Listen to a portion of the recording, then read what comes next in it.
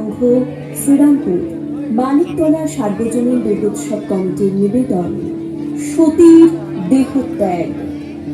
সমগ্র অনুষ্ঠানটির ব্যবস্থাপনা এবং রূপায়ণে শ্রী দীপু সিং।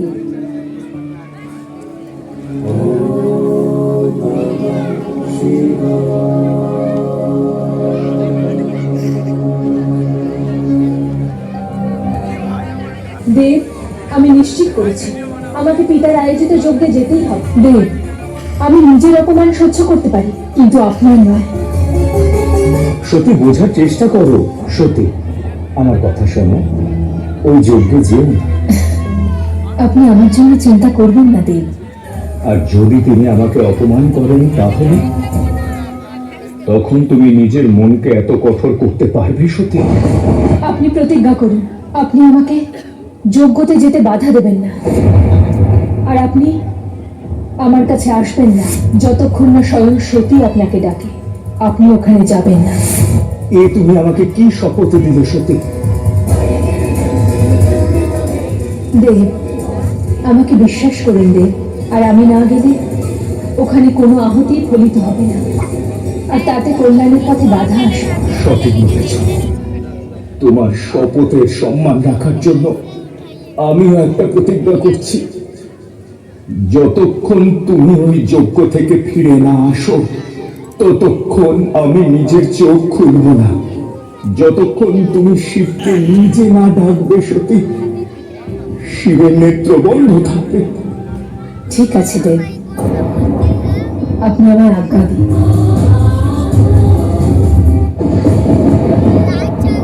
যজ্ঞের যজমান নারায়ণ, আমার পিতা ব্রহ্মদেব, আর এখানে উপস্থিত সমস্ত দেবতাকে সাক্ষী মেনে আমি প্রজাপতি দক্ষ এই মহাযজ্ঞতে প্রথম আহুতি দিচ্ছি।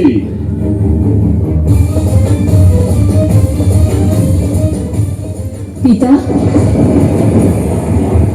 দ্বার পালকদের এতটুকুও বুদ্ধি নেই যে শুভ কাজের সময় শ্মশানবাসীদের ছায়াও মঙ্গলময় হয় না। এই যজ্ঞতে কেবল আহুতি দেওয়ার অধিকার চাইছি পিতা। যার নামে তর্পণ করা হয়ে যায় সে প্রেত হয়ে যায়, আর তাদের শুভ কাজে কোনো স্থান হয় না। যে ওই দিন আমি মহাকালের কাছে তোমাকে দান করেছি, আর সেই মহাকালী আমায় গ্রহণ করেছিলেন পিতা। এখন বুঝতে পেরেছি বিনা নিমন্ত্রণে তুমি কেন এখানে এসেছো। যেরকম ভাবে যজ্ঞ শেষ হয়ে যাওয়ার পর ভিক্ষুক হাত বাড়িয়ে ভিক্ষা চাইতে আসে, ঠিক সেইভাবে তুমি এসেছো এই আশায় যে প্রজাপতি দক্ষ দান স্বরূপ ওই কাপালিক শিবকে মান সম্মান দেবে। না, ওই কাপালিক শিবের জন্য আমার বাড়ি থেকে ভিক্ষা পর্যন্ত যাবে না। আমাকে বোঝাতে এসেছো প্রজাপতি দক্ষকে? যদি বোঝাতেই হয় তাহলে ওই কাপালিক শিবকে গিয়ে বোঝাও যে ওর বেশভূষা, ওর আচরণ এই সভ্য সমাজে থাকার উপযুক্ত নয়। আর নিজের জন্য মান সম্মান চাইতে যাওয়া ভিখারিও।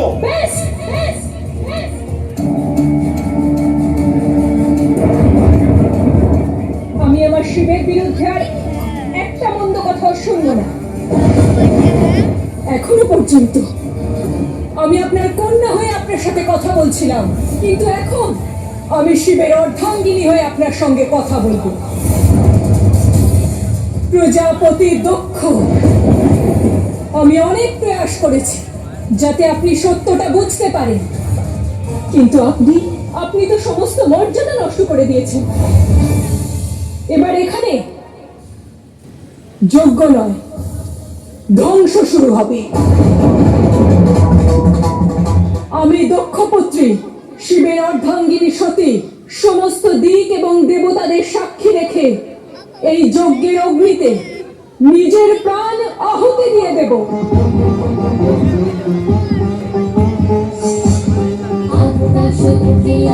আমি মহামায়া, সতী রূপে আমি শুধু ধরেছি মুখায়।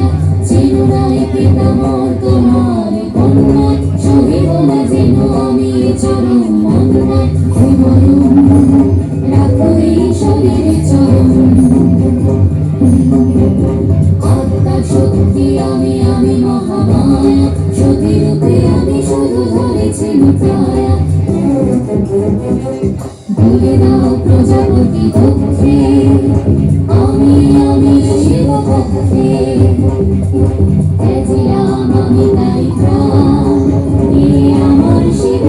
বিষ্ণুগান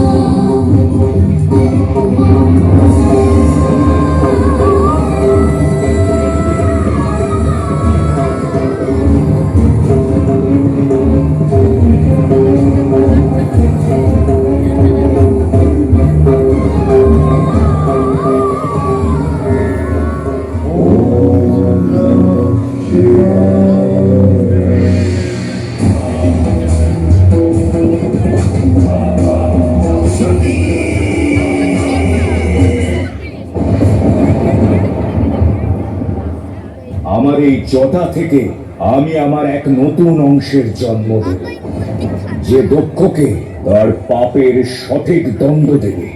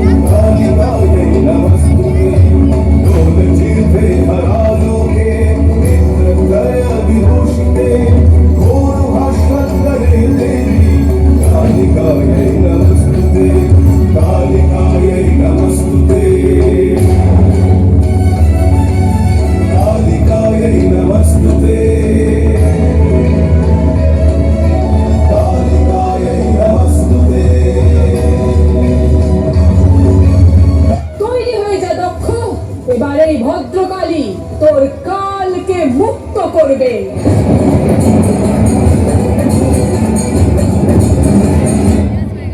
বাঁচান!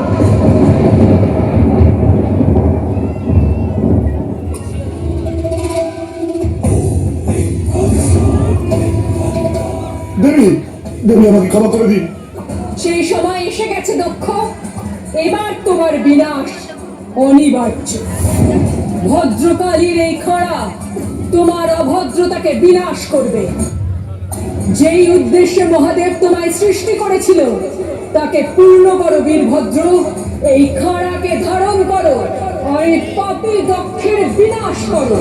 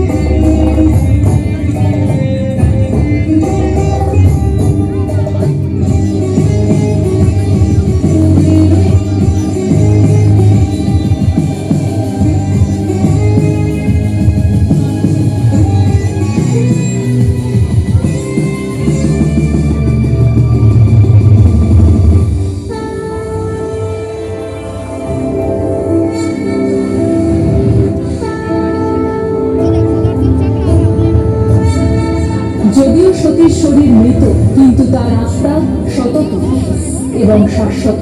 আর কোনো অস্ত্র তার আত্মাকে খণ্ডিত করতে পারবে না। না আগুন তাকে পোড়াতে পারে, আর না জল তাকে দ্রবীভূত করতে পারে, না বায়ু তাকে শুষ্ক করতে পারে।